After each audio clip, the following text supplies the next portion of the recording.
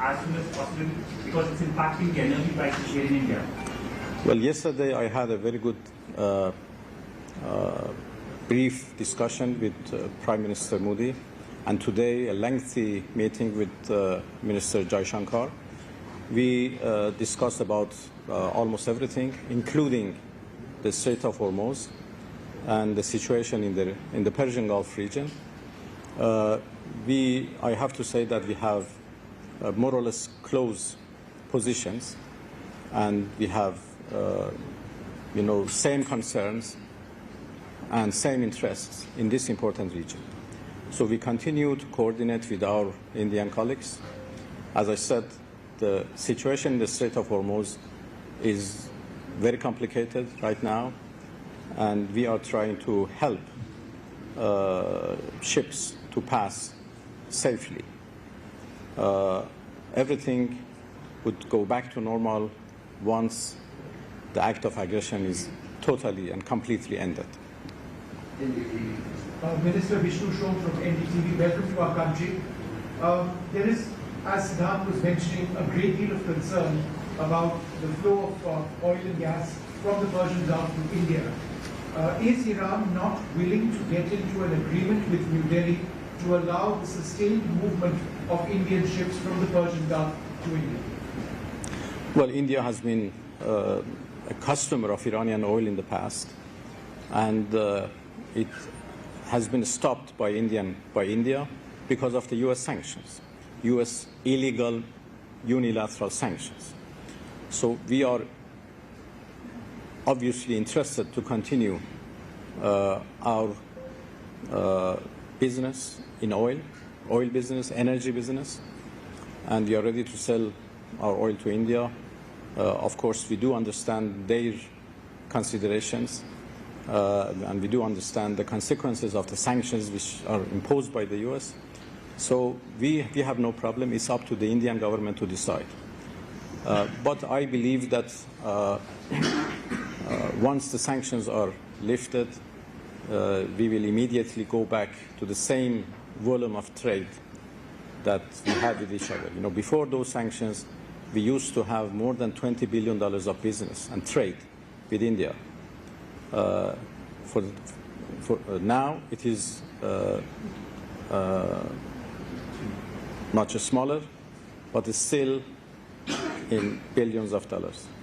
So Iran and India have always enjoyed good trade and business relations. I'm sure the capacity between the two is really high, and we can go back to same volume that we used to have, or even higher, as soon as sanctions are lifted.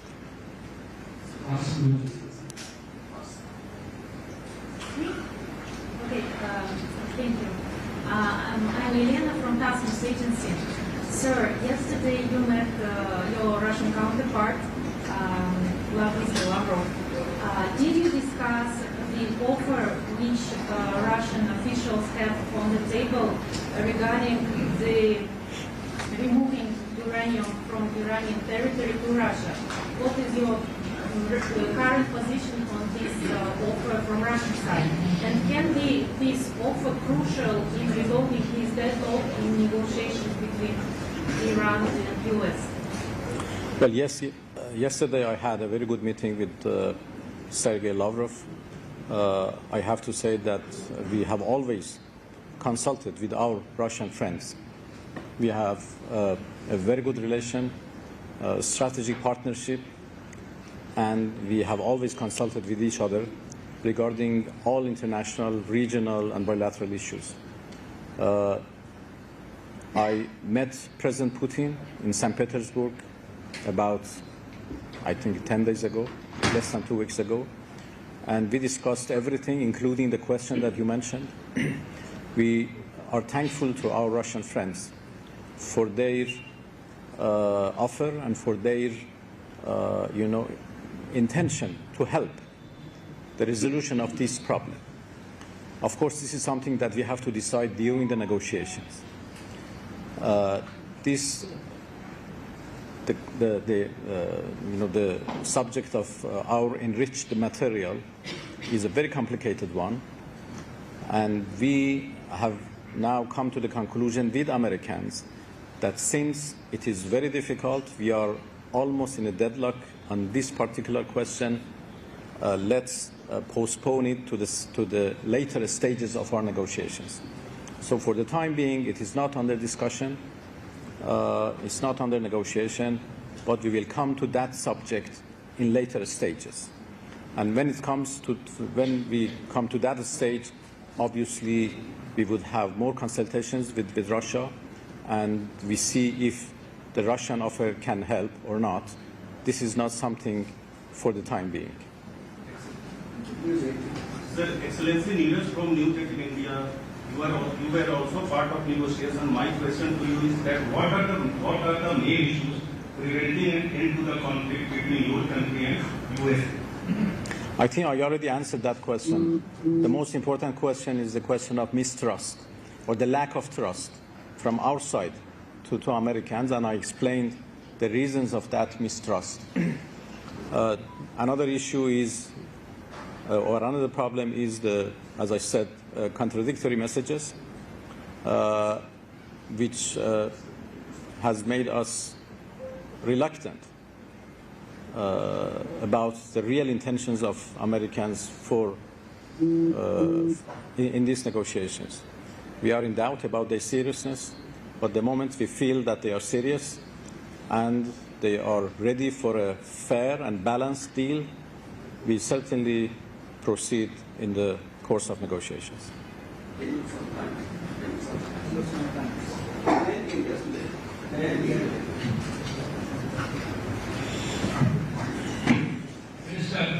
for doing this. Reza from the Hindustan Times. I want to ask you basically about the BRICS meeting. It's very clear that there was no agreement on the joint statement, largely because of the differences between Iran and UAE. Do you believe that by the time the summit is held in September, you will be able to overcome these differences?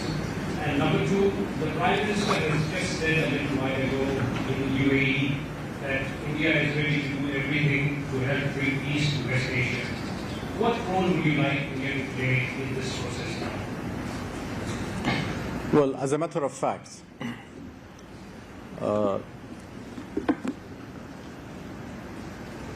the final statement by BRICS ministerial meeting was blocked, or some parts of that was blocked by a member state which has its own special relations with Israel. And this is very unfortunate.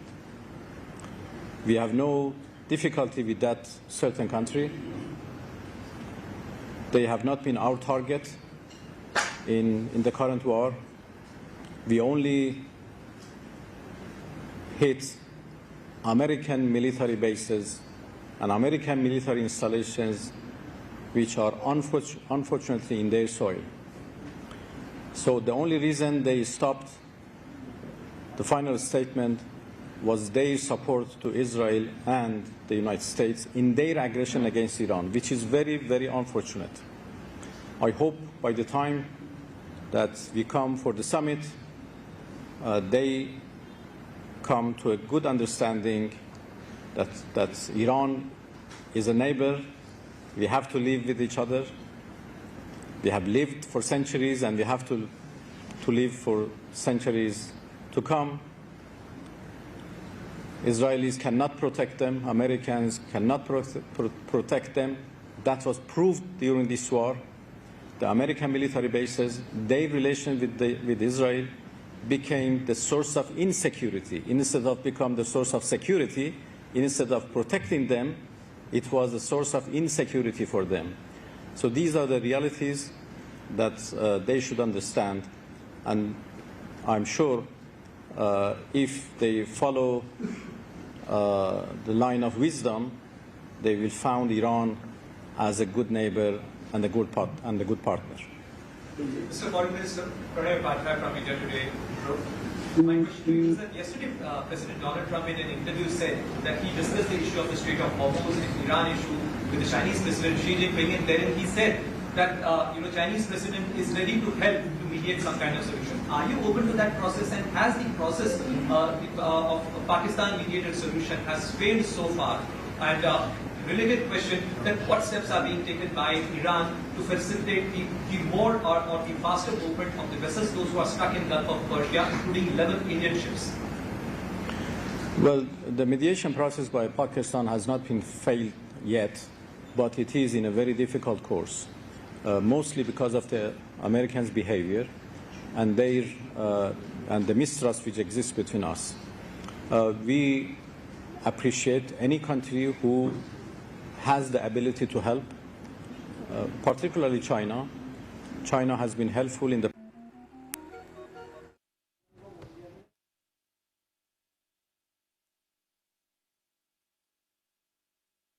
तब तो तुम बाहर से रकम वसूल कर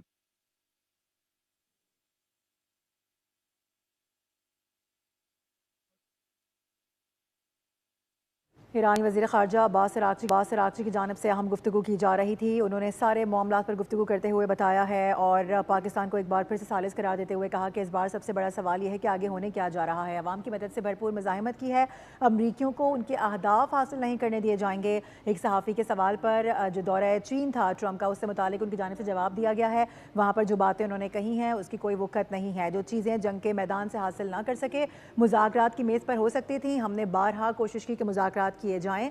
America से जो पैगामात मौसूल होते हैं वो रोज़ तब्दील होते हैं, उन पर किसी तरह से भी यकीन नहीं किया जा सकता। और दूसरी जानिब आपको दिखा रहे हैं वफाकी वज़ीर ख़ज़ाना इस वक्त मौजूद हैं बीजिंग में और उनकी जानिब से खिताब किया जा रहा है। By the esteemed speakers, this achievement is far more than the completion of a financial transaction. It marks the beginning of a new chapter in Pakistan's economic and financial engagement with China in the context of international capital markets. It reflects trust, partnership, innovation, financial collaboration, and our shared commitment to sustainable development and regional connectivity.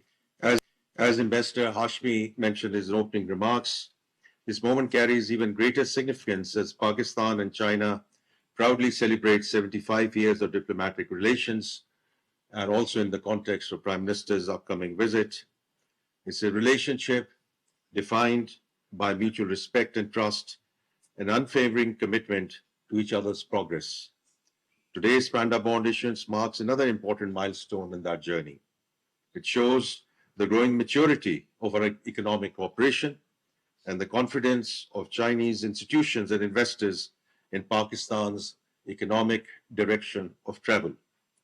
Islamic Republic of Pakistan is proud to be the first Panda bond issuer from South Asia, a distinction that underscores the strength of our bilateral relationship and the credibility of Pakistan's reform agenda.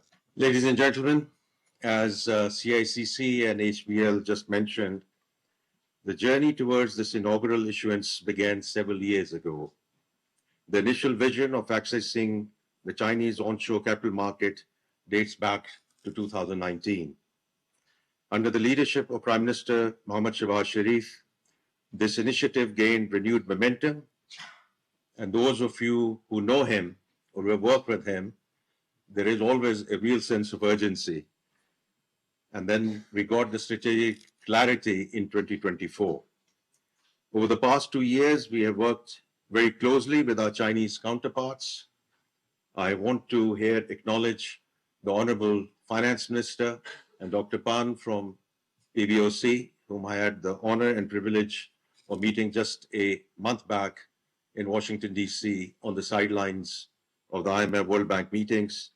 Of course, NAFMI as the regulator, our development partners, ADB.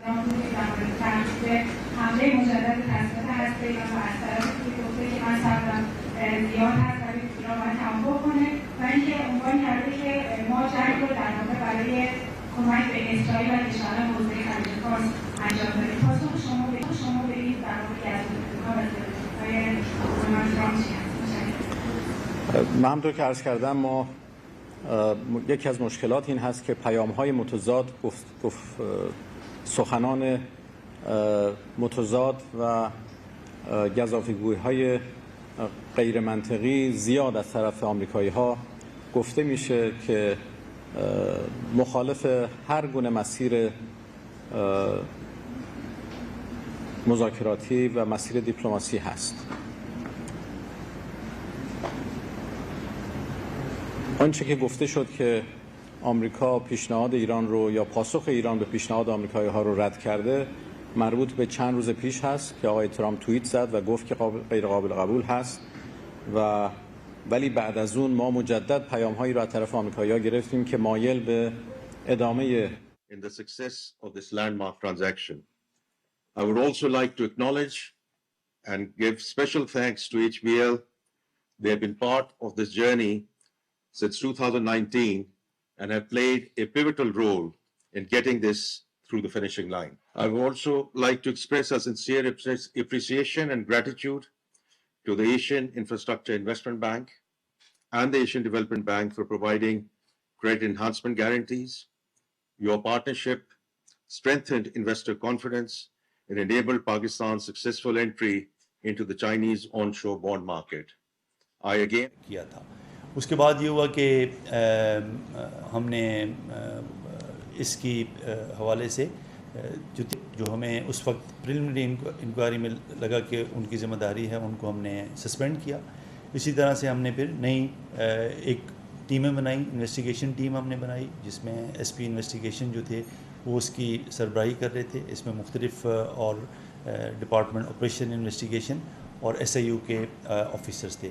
उसके अलावा हमने फिर DIG waste Irfan बलोई साहब की उसमें सरबराही में एक बल्कि इन्हीं को हमने नॉमिनेट किया जो कि ये जो एसओपी की वायलेशन और बाकी जो तरीक़ाकार सही नहीं अपनाया गया उसके हवाले से वो कि इंक्वायरी करें और जो भी ज़िम्मेदार है जिस लेवल पे भी ज़िम्मेदार है उसकी वो ताकि की जाए, निशानदेही की जाए और ताकि हम उसको आगे कार्रवाई करें.